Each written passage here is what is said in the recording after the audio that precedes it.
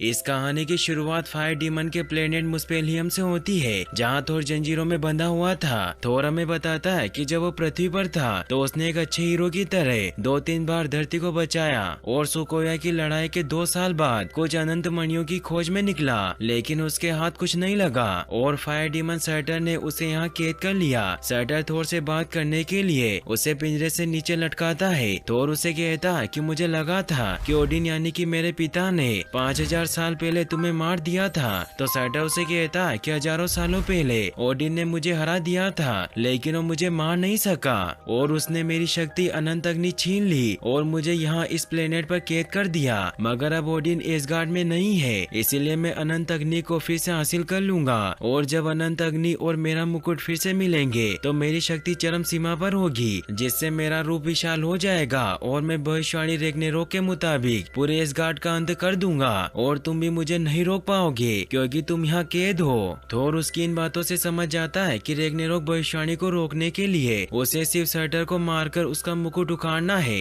इसीलिए वो अपने हेमर म्योनिर को वहाँ बुला लेता है, जिससे वो चेन तोड़कर आजाद हो जाता है। ये देखकर सर्टर के फायर डीमन थोर पर हमला करने लगते हैं, लेकिन थोर अपने हेमर की मदद से सभी को खत्म करता जाता है। सर्टर ये देखकर थोर पर हमला करने लगता है, लेकिन थोर उसके वार से बचता उसे बहुत मारता है और उसे खत्म करके उसका मुकुट हासिल कर लेता है, ताकि वो उस मुकुट को ओडिन की तिजोरी में रख दे और रेग्नारोक भविष्यवाणी कभी सच न हो। लेकिन तभी सर्टर के सभी फायर डीमन उस पर हमला करने आने लगते हैं, जिससे फायर ड्रैगन भी आजाद हो जाता है। ये देखकर थोर वहाँ से निकलने लगता है, लेकिन ड्रैगन उसका पीछा नहीं छोड़ता और उसे मारने के लिए उसके पीछे आने लगता है, जिससे थोर हेमडाल को बाइफ्रोस्ट खोलने के लिए आवाज लगाता है, लेकिन हेमडाल कोई रिस्पॉन्स नहीं करता क्योंकि अब हेमडाल की जगह स्कर्ज को बाइफ्रोस्ट ब्रिज का संरक्षक बना दिया गया था, जहाँ वो 3 लड़कियों को इम्प्रेस करने के लिए उन्हें बाइफ्रोस्ट के फायदे बता रहा होता है कि मैं इस बाइफ्रोस्ट की मदद से नवग्रह का हर एक खजाना हासिल कर सकता हूँ, और उन्हें वो सारी चीजें दिखाता है जिसे उसने बाइफ्रोस्ट की मदद से चुराई थी। तभी एक लड़की बाइफ्रोस्ट से आ रही थोर की आवाज सुन लेती है, इसीलिए वो स्कर्ज को बताती है कि बाइफ्रोस्ट कुछ बोल रहा है। तो स्कर्ज बाइफ्रोस्ट की तलवार यानी कि होफन से बाइफ्रोस्ट को एक्टिवेट कर देता है, जिससे जब थोर को फायर ड्रैगन खाने लगता है तो बाइफ्रोस्ट की वजह से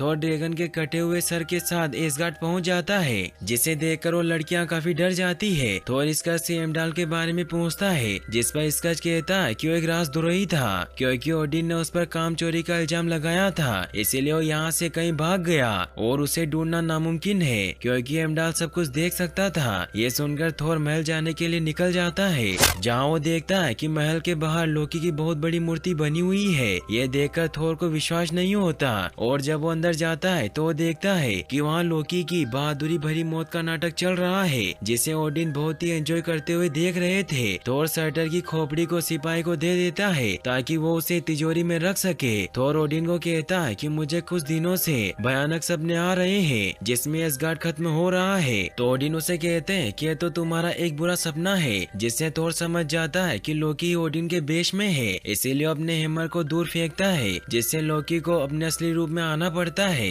एसगार्ड की पूरी जनता ये देखकर हैरान हो जाती है। लोकी स्कर्ज पर गुस्सा होता है कि मैंने तुम्हें एक काम दिया था और तुमने वो भी ठीक से नहीं किया। थोर लोकी से पूछता है कि ओडिन कहाँ है, तो लोकी उसे अर्थ पर एक रिटायरमेंट बिल्डिंग के पास लेकर जाता है, जिसे पूरी तरीके से तोड़ दिया गया था। लोकी थोर को कहता है कि मैंने उन्हें यही छोड़ा था, तो थोर उस पर गुस्सा होता है कि तुमने ऐसा क्यों किया और मैंने तुम्हें मरते देखा था, इसीलिए हमने तुम्हारा मातम मनाया। लेकिन तभी स्टेज के मैजिक की वजह से लोकी वहाँ से गायब हो जाता है। थोर को कुछ समझ नहीं आता और उसे वहाँ न्यूयॉर्क के पवित्र स्थल का एड्रेस मिलता है। थोर जब वहाँ पहुँचता है तो उसकी मुलाकात डॉक्टर स्टेन से होती है। डॉक्टर स्टेन थोर को बताते हैं कि मैं उन इंसानों और एलियन की लिस्ट रखता हूँ जो दुनिया के लिए खतरा हो सकते हैं, और उस लिस्ट में तुम्हारा भाई लोकी भी शामिल है। तो थोर बताता है कि वो हर बुरी लिस्ट में होता है, मगर हम उसे अपने पिता ओडिन को ढूंढने के लिए यहाँ लाए थे, और जैसे ही हमें ओडिन मिल जाएंगे तो हम यहाँ से चले जाएंगे।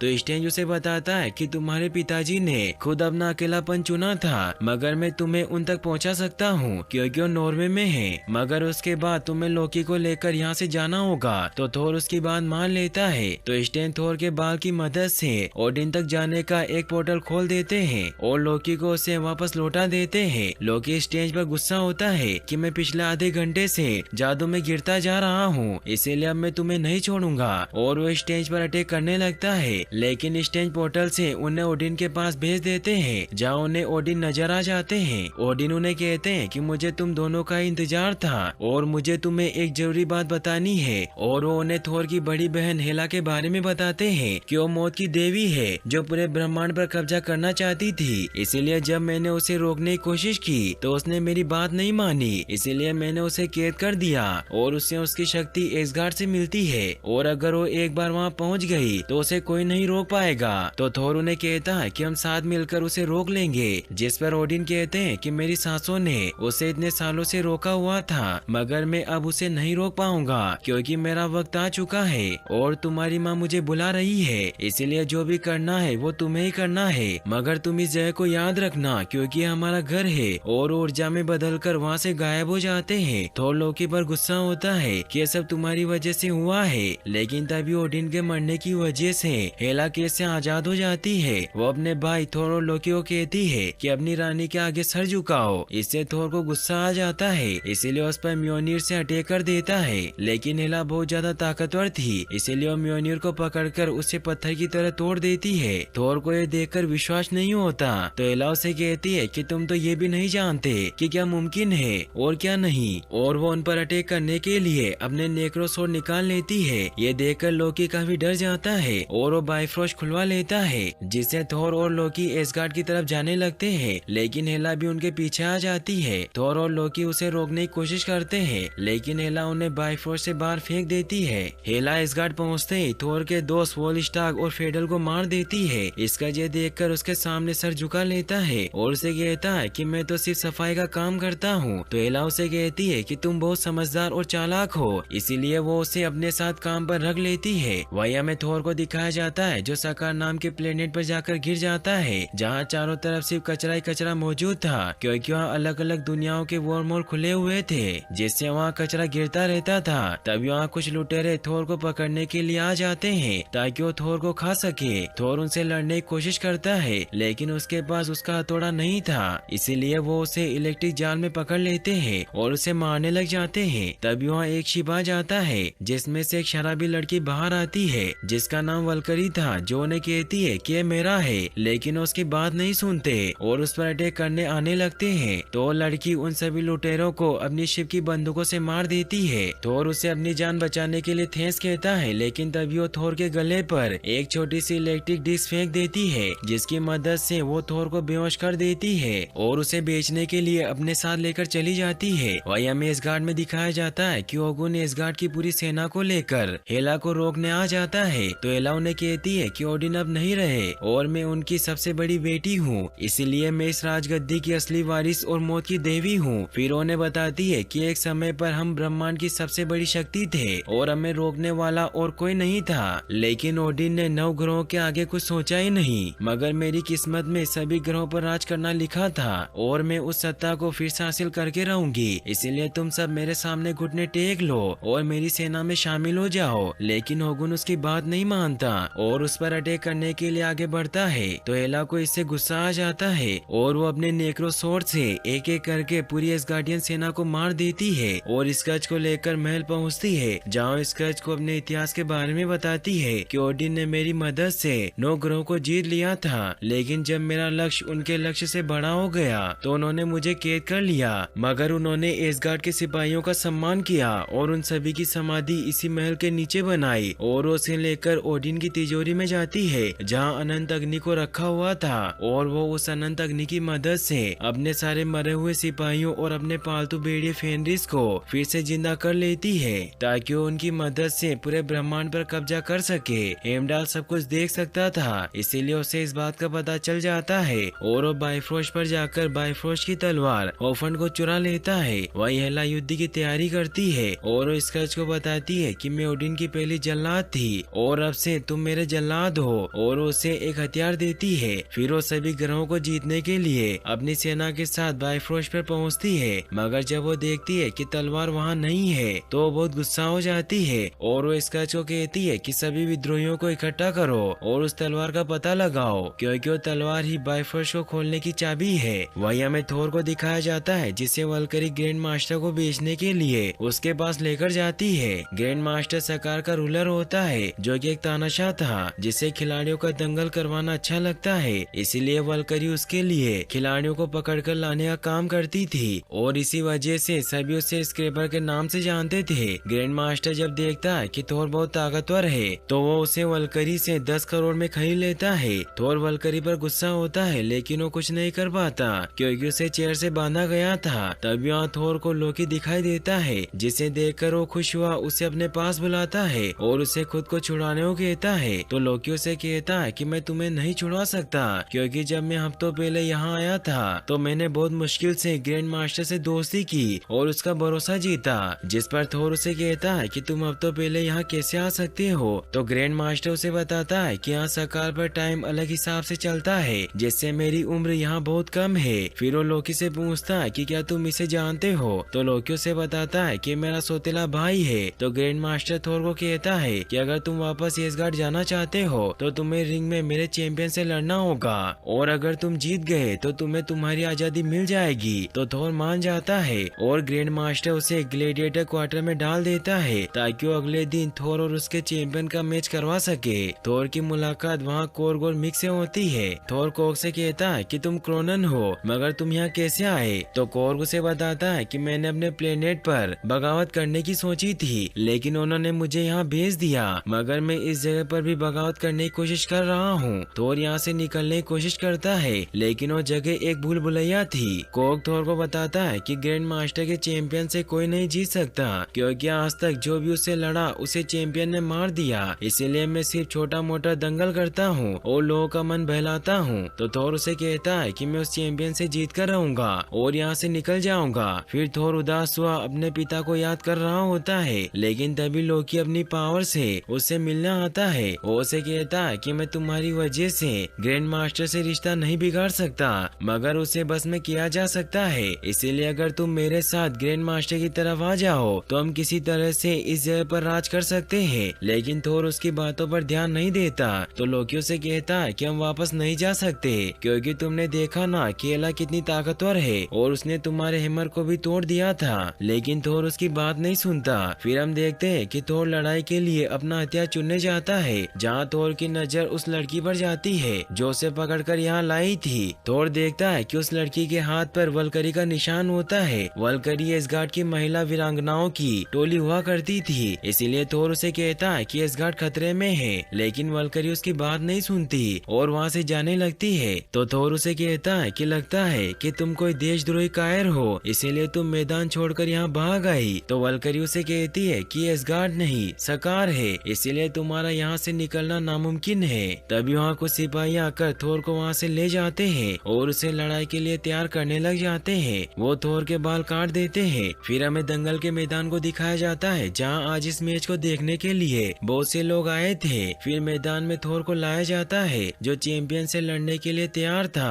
फिर चैंपियन को मैदान में लाया जाता है जो और कोई नहीं बल्कि हल्क होता है। थोर अपने पुराने दोस्त को देखकर बहुत खुश होता है क्योंकि उसे लगता था कि वो मर गया है और वो हल्क से बात करने लग जाता है लेकिन उसे बैनर कहने की गलती कर देता है जिससे हल्क गुस्सा हुआ थोर पर अटैक करता है और उसे बुरी तरीके से मारने लग जाता है। थोर हल्क को समझाने की कोशिश करता है लेकिन उसकी बात नहीं सुनता और उसे मारता रहता है। थोर को इससे अपने पिता की झलक दिखाई देती है जिससे उसकी शक्ति काफी ज्यादा बढ़ जाती है और वो अपनी पूरी पावर से हल्क से फाइट करने लग जाता है जिससे हमें यहाँ थोर और हल्क की बहुत ही बिग फाइट दिखाई जाती है जहाँ थोर हल्क को बुरी तरीके से धो रहा था। ग्रैंड मास्टर जब ये देखता है कि उसका चैंपियन हार रहा है तो थोर को इलेक्ट्रिक रिंग की मदद से बेहोश कर देता है क्योंकि सभी लोग हल्क को बहुत पसंद करते थे। वही हमें एसगार्ड में हिला के सिपाहियों को दिखाया जाता है जो उस तलवार की तलाश कर रहे थे, इसीलिए वो कुछ लोगों के पीछे थे। लेकिन तभी हेमडाल वहाँ आकर सभी को बचा लेता है और उन्हें एक सुरक्षित जगह पर लेकर जाता है जो कि एसगार्ड के पूर्वजों का किला था जहाँ उसने एसगार्ड की आधी जनता को छिपा कर रखा था। वही थोर की जब आँख खुलती है तो हल्क के शानदार क्वार्टर में होता है जहाँ हल्क नहा रहा था। थोर हल्क से पूछता है कि तुम यहाँ कैसे आए। तो हल्क उसे वो क्वीन जेट दिखाता है जिससे वो यहाँ आया था। इससे अब थोर को विश्वास हो जाता है कि वो यहाँ से निकल सकता है, इसीलिए वो हल्क को भी अपने साथ जाने के लिए मनाने लगता है। वो उसे कहता है कि हमें रैग्नारोक को रोकना होगा जो कि मेरे प्लेनेट की भविष्यवाणी है और अगर तुम मेरी एसगार्ड जाने छुपाने में मदद करोगे तो मैं तुम्हें पृथ्वी पर पहुंचा दूंगा। लेकिन हल्क पृथ्वी पर वापस नहीं जाना चाहता था, इसीलिए वो थोर को कहता है कि मैं यहीं रहूंगा। तो थोर अकेले ही वहाँ से निकलने लगता है, लेकिन उसके गले में इलेक्ट्रिक डिस्क लगी हुई थी, इसीलिए वहाँ से नहीं निकल पाता। थोर को कुछ समझ नहीं आ रहा था कि वो क्या करे, इसीलिए वो हेमडाल को आवाज लगाता है और उसे कहता है कि मेरी मदद करो। तो हेमडाल उसे अपनी पावर से एसगार्ड दिखाता है, जहाँ उसे बताता है कि मैं एसगार्ड के लोगों को पूर्वजों के पुराने किले में छिपा रहा हूँ, और अगर एक बार सिपाही हम तक पहुँच गए तो हमें एसगार्ड छोड़ना होगा, क्योंकि अल्लाह की शक्तियाँ दिन ब दिन बढ़ती जा रही है। इसीलिए अगर उसे रोका नहीं गया तो पूरे ब्रह्मांड को खत्म कर देगी। तभी थोर वापस अपने शरीर में आ जाता है। वो काफी परेशान होता है, इसीलिए वो यहाँ से निकलने के लिए अपने गले पर लगी हुई इलेक्ट्रिक डिस्क को निकालने की कोशिश करता है, लेकिन वो ऐसा नहीं कर पाता।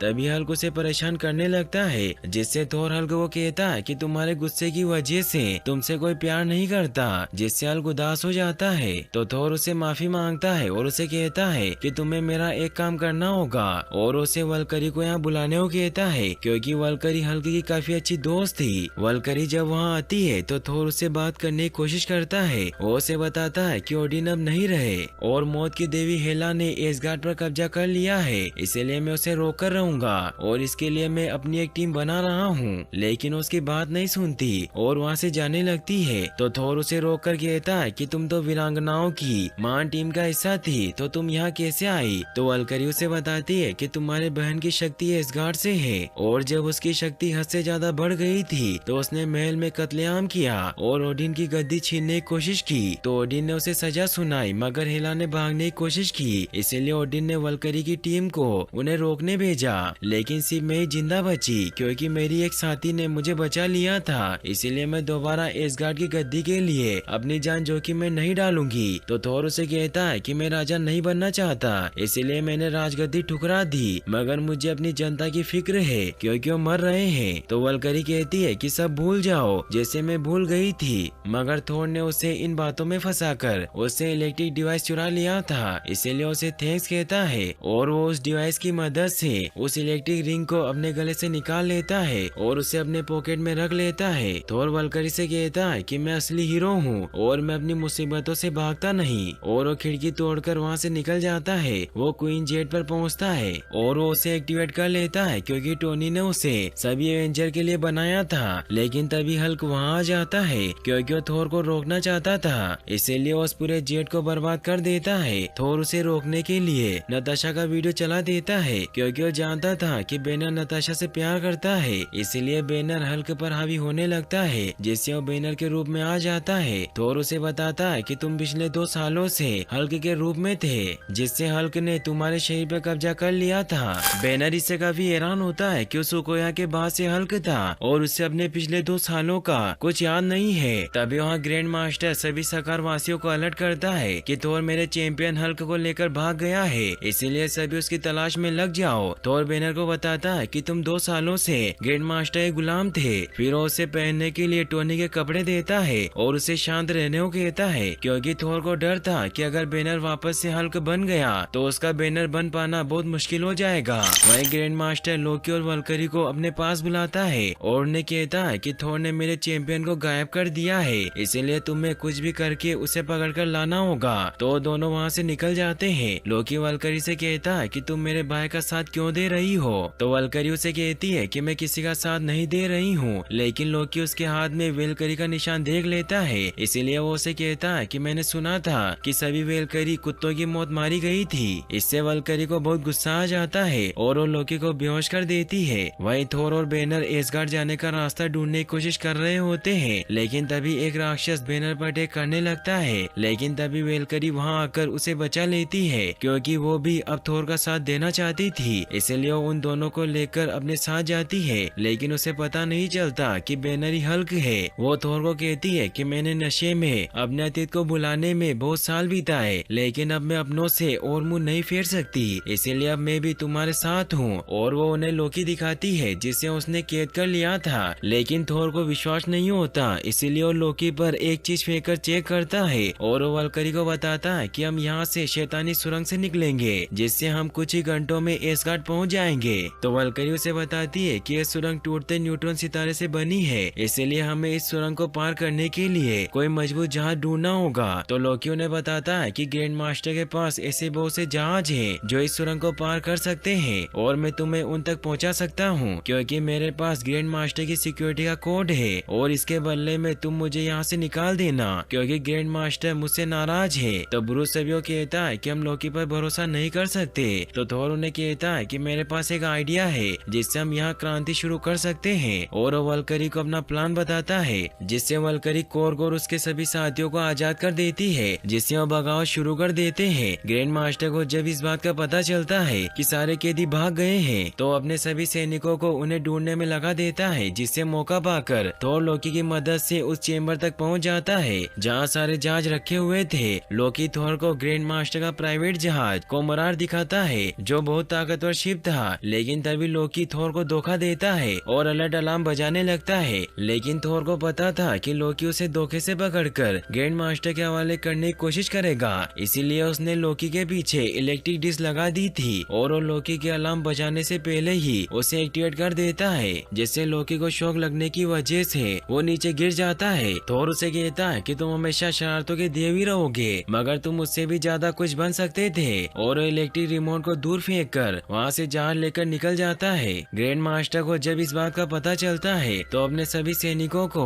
थोर को पकड़ने के लिए उसके पीछे लगा देता है, लेकिन वल्करी उसकी मदद करती है और वो बैनर को थोर के पास पहुंचाकर खुद सभी शिप को डिस्ट्रॉय करने लग जाती है। ये देखकर थोर भी उसकी मदद करने जाता है और वो दोनों मिलकर उनके पीछे आ रहे सभी शिप को डिस्ट्रॉय कर देते हैं और वापस से कोमोरार जहाज पर आ जाते हैं और शैतानी सुरंग से एसगार्ड की तरफ बढ़ने लग जाते हैं। वहीं कॉर्क सभी कैदियों को छुड़वाकर उस चेम्बर में पहुंच जाता है जहां एक बहुत बड़ा जहाज रखा हुआ था। तभी वहाँ कॉर्क को इलेक्ट्रिक रिमोट दिखाई देता है, इसीलिए उसे ऑफ कर देता है और लोकी को भी अपने साथ चलने को कहता है। लोकी देखता है कि वो सभी बेवकूफ हैं, इसीलिए उन सभी को कहता है कि तुम्हें एक बेहतर लीडर की जरूरत होगी, और वो सभी एक बहुत बड़ा जहाज लेकर वहाँ से निकलने लग जाते हैं। वहीं हमें एसगार्ड में दिखाया जाता है कि एला ने बाइफोर्स की तलवार को ढूंढने के लिए सभी बचे हुए एसगार्ड वासियों को इकट्ठा कर लिया था और उन सभी में से एक लेडी को अपने जल्लाद स्कर्च के हाथों मरवाने लगती है। लेकिन तभी एक आदमी उन्हें रोक लेता है और बताता है कि मैं जानता हूँ कि तलवार कहाँ है, और वो हेला को पुराने किले की तरफ लेकर जाता है जहाँ हेला किले के गेट को तोड़ने लग जाती है। लेकिन हेमडाल को इस बात का पहले ही पता चल गया था, इसीलिए वो सभी लोगों को दूसरे रास्ते से वहाँ से निकालने लग जाता है। वहीं थोर और उसके दोस्त शैतानी सुरंग को पार करके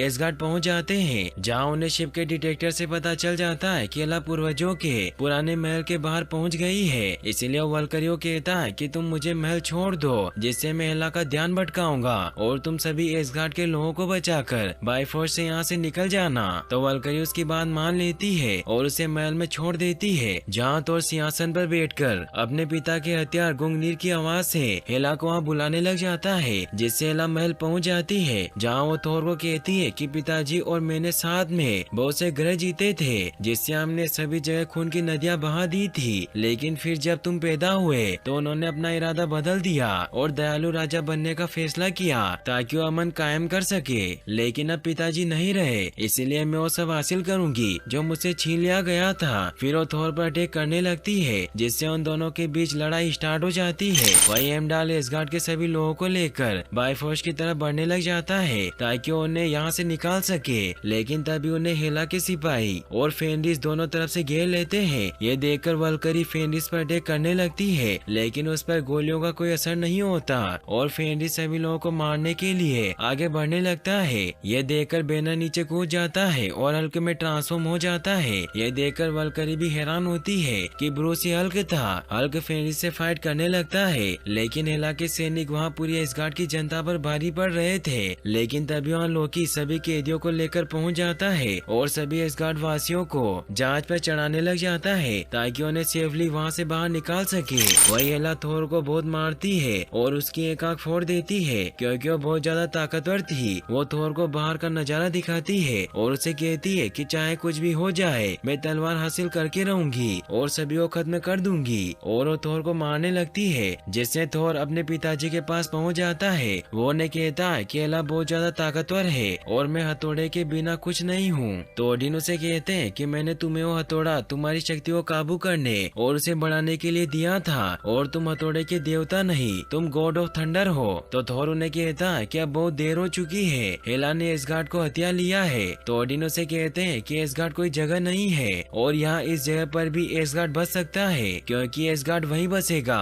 जहाँ हमारे लोग रहेंगे। तो थोर भी उनकी बात समझ जाता है और वो अपनी थंडर पावर से हेला पर अटैक करने लगता है, जिससे हेला दूर गिर जाती है। ये देखकर सभी बहुत खुश होते हैं और थोर अपने सभी दोस्तों के साथ मिलकर हेला के सैनिकों को मारने लग जाते हैं। ये देखकर स्क्रैच काफी डर जाता है, इसीलिए वो भी वेश बदलकर एसगार्ड की जनता के साथ शिप में छिप जाता है। वही हल्क भी फेनरिस से लड़ रहा होता है और वो फेनरिस को झरने से नीचे गिरा देता है। थोर भी हेला के सभी सिपाहियों को मार देता है, मगर तभी हेला वहाँ आने लग जाती है। ये देखकर वल्करी थोर और लोकी को कहती है कि हमें उसे रोकना होगा जब तक कि सभी यहाँ से निकल नहीं जाते।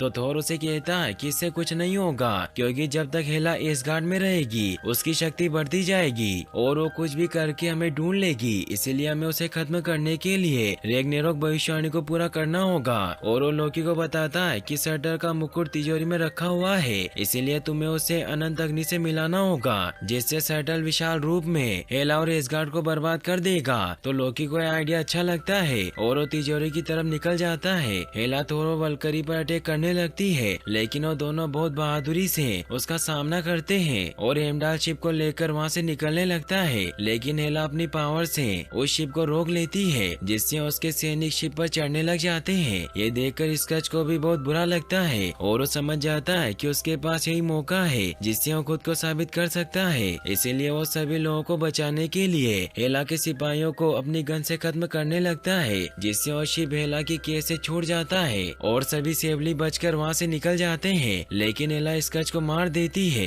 वही लोकी महल में पहुंचकर सर्टर के मुकुट को अनंत अग्नि में रख देता है, लेकिन वो निकलने से पहले टेसेरेट को अपने पास रख लेता है। अनंत अग्नि की वजह से सर्टर का पुनर्जन्म होने लग जाता है और उसका रूप बहुत विशाल हो जाता है। ये देखकर हेला बहुत डर जाती है। तो थोर और वल्करी मिलकर उसे ब्रिज से नीचे गिरा देते हैं, लेकिन हल्क बहुत बुद्धू होता है, इसलिए वो सर्टर से लड़ने चला जाता है, मगर सर्टर उसे दूर फेंक देता है। थोर हल्क को समझाता है कि हमें यहाँ से निकलना होगा। तो हल्क उसकी बात मान लेता है और उन दोनों को लेकर शिप पर पहुंच जाता है। वही हेला सर्टर पर हमला करने लगती है, लेकिन सर्टर को कुछ नहीं होता और वो हेला के साथ साथ पूरे एसगार्ड को तबाह कर देता है। एसगार्ड को तबाह होते देख थोर को बहुत बुरा लगता है। तो हेमडाल उसे कहता है कि तुमने हम सभी की जान बचाई और एसगार्ड वहीं बसेगा जहाँ हमारे लोग होंगे। तो थोर खुश होता है और अब वो अपने पिता की तरह एक आई पेज पहन लेता है। तभी लोकी भी वहाँ आ जाता है। तो थोर उसे कहता है कि तुम इतने भी बुरे नहीं हो और अब थोर एसगार्ड के राजा के रूप में खुद को स्वीकार कर लेता है और वो सभी पृथ्वी की तरफ निकल जाते हैं और यहीं पर ये मूवी एंड हो जाती है। फिर हमें इस मूवी के मिड क्रेडिट सीन को दिखाया जाता है, जहाँ लोकी थोर से पूछता है कि मैंने न्यूयॉर्क पर जो हमला किया था, क्या उसके बाद मेरा पृथ्वी पर स्वागत किया जाएगा। तो थोर उसे विश्वास दिलाता है कि सब कुछ ठीक होगा। लेकिन तभी वहाँ थेनोस का बहुत बड़ा शिप आकर उनके सामने रुक जाता है और इसके आगे की कहानी हमें इन्फिनिटी वॉर में दिखाई गई है। इसलिए अगर आप वो वीडियो देखना चाहते हैं तो आप आई बटन या फिर एंड स्क्रीन पर क्लिक करके वॉच कर सकते हैं। और इस वीडियो को लाइक और चैनल को सब्सक्राइब करने के लिए आपका तहे दिल से शुक्रिया। Thanks for watching.